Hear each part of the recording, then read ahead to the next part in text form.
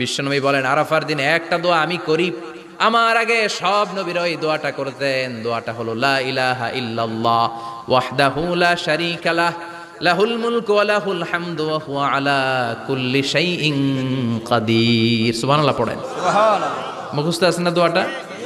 এটা পড়বেন। বিশ্বনবী আরাফার ময়দানে এই দোয়াটা পড়তেন। তাহলে বোঝা গেল বছরের সব দিন সমান না। সব দিন সমান না। বছরের সবচাইতে শ্রেষ্ঠ দিন হচ্ছে আরাফার দিন। কোন দিন? এবার বলেন বছরের সবচেয়ে শ্রেষ্ঠতম রাত কোনটা?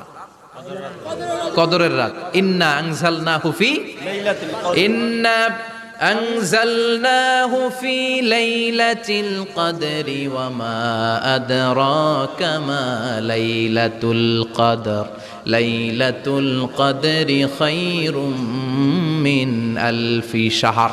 হাজার মাসের চেয়ে সেরা। ওই রাতে ইবাদত করলে